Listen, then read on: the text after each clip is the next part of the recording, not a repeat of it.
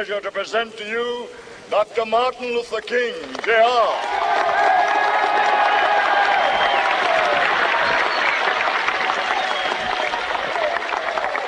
I am happy to join with you today in what will go down in history as the greatest demonstration for freedom in the history of our nation.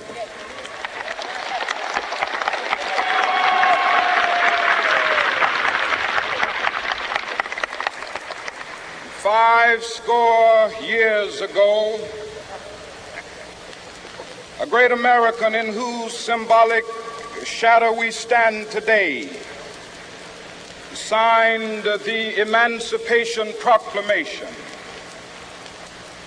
This momentous decree came as a great beacon light of hope to millions of Negro slaves who had been seared in the flames of withering injustice.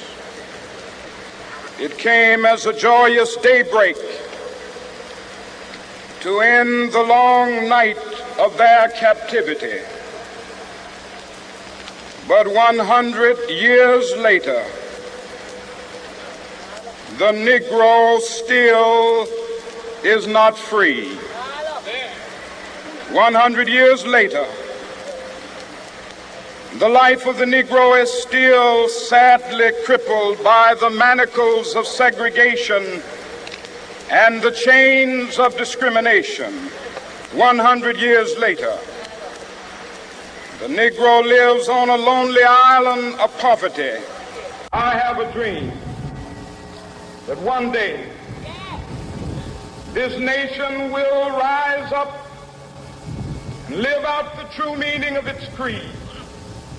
We hold these truths to be self-evident, that all men are created equal.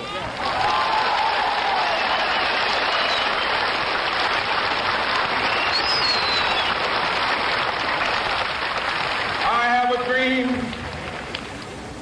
that one day on the red hills of Georgia, sons of former slaves and the sons of former slave owners will they be able to sit down together at the table of brotherhood. I have a dream that one day,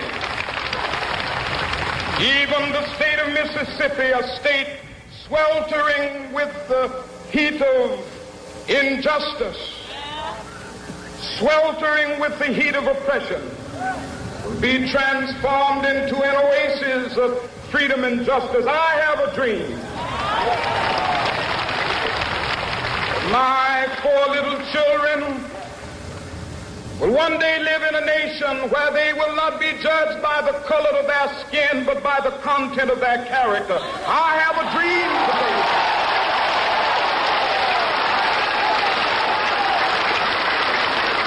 I have a dream that one day down in Alabama, with its vicious racists, with its governor having his lips dripping with the words of interposition and nullification. One day right there in Alabama, little black boys and black girls will be able to join hands with little white boys and white girls as sisters and brothers. I have a dream today.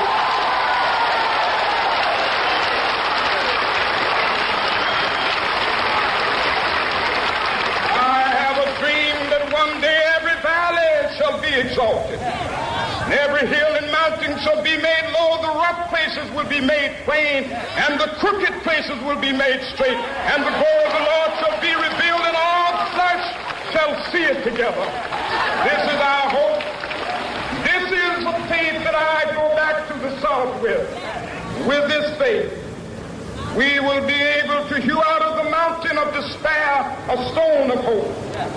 With this faith, we will be able to transform the jangling discords of our nation into a beautiful symphony of brotherhood. With this faith, we will be able to work together, to pray together, to struggle together, to go to jail together, to stand up for freedom together, knowing that we will be free one day.